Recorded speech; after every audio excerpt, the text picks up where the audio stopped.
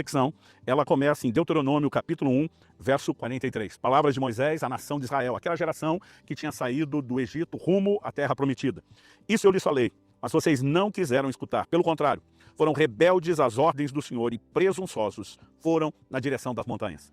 Essa palavra presunçosos, muitas vezes traduzida como presunção ou presumir, ela aparece poucas vezes nas Escrituras. Eu, honestamente, durante muito tempo, tive dificuldade para entender a declaração de Moisés. No português, a expressão presunção refere-se à inferência ou suposição de um fato desconhecido a partir de um fato conhecido. Ou seja, é o ato de presumir algo como verdadeiro ou certo, com base em indícios ou informações disponíveis, mas também pode significar vaidade ou excesso de confiança em si mesmo. Quando falamos fulano foi presunçoso, estamos sempre pensando na arrogância, no excesso da confiança. Agora, ela está relacionada também ao ato de presumir, e nem sempre de forma acertada, às vezes equivocada. E olhando para a declaração que Moisés faz, nós temos por trás disso todo um contexto. Antes de avaliar o contexto, para que possamos ter a aplicação correta, eu quero começar destacando algo importante que costumo fazer sempre nos meus ensinos.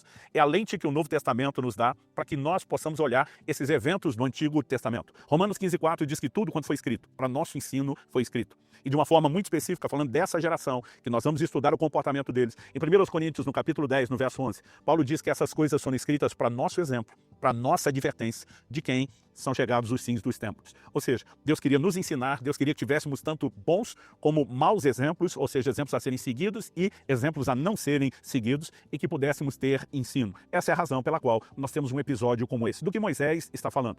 Em Deuteronômio, no capítulo 1, se você quiser depois ler com calma desde o verso 19 até o 45, você vai entender melhor toda a fala de Moisés, que por sua vez resume os capítulos 13 e 14 de Números. A palavra Deuteronômio, que dá título ao livro, significa segunda lei ou repetição da lei. Não apenas porque os principais mandamentos que haviam sido dados a uma geração, que sai do Egito, e a próxima que vai entrar na Terra Prometida 40 anos depois, não apenas para que eles recapitulassem os mandamentos, mas nós temos também uma espécie de highlights, os melhores e piores momentos dessa geração. Aqui Moisés fala do momento onde eles chegam ao limiar da terra. Os 12 espias, um representante de cada uma das 12 tribos de Israel, haviam sido enviados e eles voltam com o fruto da terra para provar que a terra de fato era boa, um lugar de abundância como Deus havia prometido. Mas 10 daqueles 12 espias desanimaram o coração de uma geração inteira, dizendo, gente, a terra é boa, mas tem gigantes. Esse povo habita em cidades fortificadas, as cidades estão nos altos dos montes, traduzindo, é bom, mas não está ao nosso alcance. Jamais nós vamos poder ter acesso. O povo desanima, chora, fala em voltar para o Egito, diz que Deus os tirou do Egito só para entregá-los nas mãos dos amorreus, dos cananeus, para que morressem lá, e nós temos um momento terrível na história de Israel. Você tem Josué e Caleb, 2 desses espias, batendo o pé, defendendo, o Senhor está conosco, ausentou-se deles a sua segurança, nós vamos consumi-los como pão. Eles acreditavam na promessa, mas o impacto do relatório dos 10 espias foram maior do que o relatório positivo daqueles outros 2 espias, Josué e Caleb. E uma geração inteira, não apenas entre em murmuração, lamento e pranto, mas a Bíblia diz que a ira do Senhor se acendeu contra eles. A Bíblia diz que Deus julgou aqueles 10 espias, mas também que Deus estabelece um juízo para toda aquela geração. Ele chega a propor a Moisés, sai do meio desse povo, eu vou destruir essa geração. Moisés intercede, não, Senhor, o que vão dizer de ti? O Senhor tirou esse povo para depois abandoná-los, perdoa o seu pecado. Deus diz, tá bom, eu perdoei o pecado, mas nenhum dos homens dessa geração vai entrar na terra prometida. Deus diz, todo mundo dê meia volta, volta para o deserto de onde vocês vieram.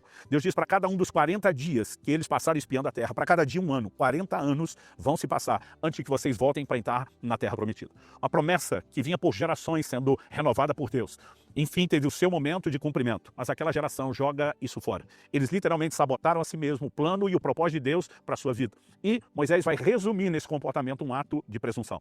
Porque quando Moisés anuncia da parte de Deus qual seria o juízo, que aquela geração iria morrer no deserto, que só os filhos deles, a próxima geração, é que iriam entrar. Agora eles têm mais medo das consequências do que o medo que eles tiveram dos próprios gigantes. E agora eles voltam para Moisés dizendo, não, nós vamos lutar, nós vamos pegar nossas armas, nós vamos obedecer a Deus. E Moisés os adverte, não façam isso, o Senhor não está com vocês. Agora não adianta vocês tentarem fingir o comportamento que deveriam ter tido de fé e confiança antes. E ainda assim eles desobedecem. É isso que Moisés está recapitulando, quando ele simplesmente afirma, eu lhes falei para não ir, mas vocês não quiseram ouvir. Pelo contrário, foram rebeldes às ordens do Senhor e presunçosos foram na direção das montanhas. Qual foi o resultado?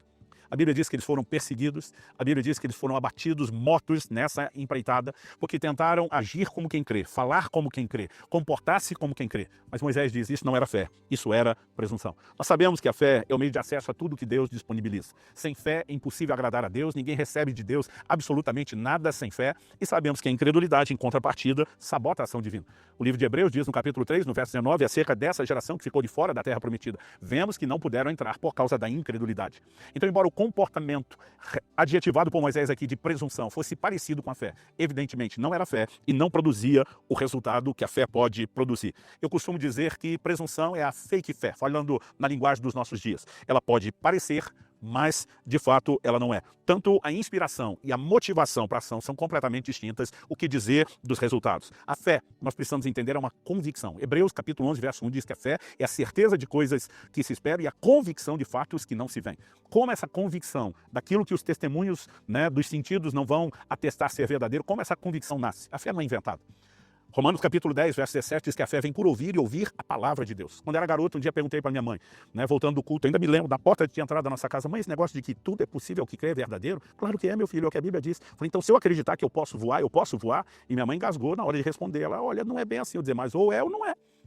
O que demorou anos para entender é que você não inventa a fé, você não cria a sua fé, você não decide no que vai crer. Só existe algo que tem o poder de liberar fé no seu coração, que é a palavra de Deus. Então, se é uma promessa de Deus nas Escrituras, ou mesmo a palavra pessoal de Deus, dizendo que alguém possa voar, essa pessoa sim, poderá não apenas crer, ela poderá receber fé para isso. Salvo o contrário, fé não é algo que você inventa, que você cria, que você se esforça.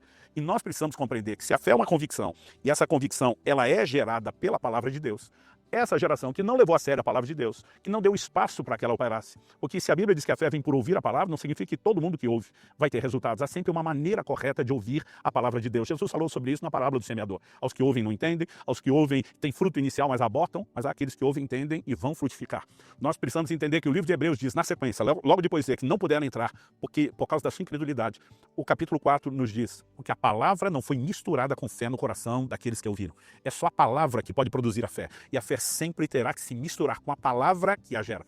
Quando alguém age com presunção, ela normalmente não age baseado naquilo que Deus falou. O que nós precisamos entender é que essa geração estava agindo por sentimento. Primeiro, eles não querem obedecer a Deus por causa de um sentimento, o medo de lutar com pessoas de estatura maior, até mesmo gigantes entre eles, e que estão em cidades fortificadas. Depois, novamente, quando Deus anuncia agora a consequência deles não agirem por fé, eles voltam a ser guiados pelo sentimento. Agora eles têm mais medo das consequências que foram geradas do que o medo que sentiram para lutar com os gigantes. E, de novo, eles querem agir baseado em sentimentos. E a fé só será uma convicção e uma certeza para quem se move na palavra de Deus, não para quem é guiado em sentimento. O que está por trás desse quadro é uma lição para mim e para você. Eu vejo pessoas que não lutam pelo seu casamento, pela família, pelos filhos, quando estão debaixo de uma palavra de Deus para fazerem isso. Mas depois de descobrirem o quanto perderam, elas resolvem agora, por um sentimento, e não baseado na palavra que nunca creram, tentar recuperar aquilo que perderam e normalmente não tem resultado. Normalmente esse é o tipo de gente que diz, não, a fé não funciona para todo mundo. Nem todos terão os mesmos resultados, mas muitos deles estão na prática. E eu posso te garantir, depois de mais de 30 anos como pastor, muitos estão confundindo presunção com fé. Alguém que de repente decide, movido por sentimento, não, eu vou lutar, eu vou fazer, mas não tem de fato uma fé gerada pela palavra de Deus, jamais terá resultados sobrenaturais. É por isso que nós precisamos de uma forma correta de relacionar com a palavra de Deus, dando espaço, ouvido a ela, não apenas ao que a Escritura diz, mas a maneira prática, pessoal, como o Espírito Santo aplica no nosso coração, porque aí sim, poderemos nos mover em fé. E andando em fé, poderemos viver intervenções extraordinárias de Deus, inclusive o cumprimento de promessas. As promessas, na sua grande maioria, salvo raras exceções, elas não se cumprem de forma espontânea. A Bíblia fala em Hebreus 6,12 que nós temos que nos tornar imitadores daqueles que pela fé e perseverança herdam as promessas. Ninguém herdará o cumprimento de promessas sem fé. Se você quer viver o cumprimento de tudo isso, precisa corresponder em fé. E nunca, jamais, ceda à presunção. Nós não somos guiados por sentimentos, nem pelos sentidos, e sim por uma convicção que nasce do relacionamento com a palavra de Deus.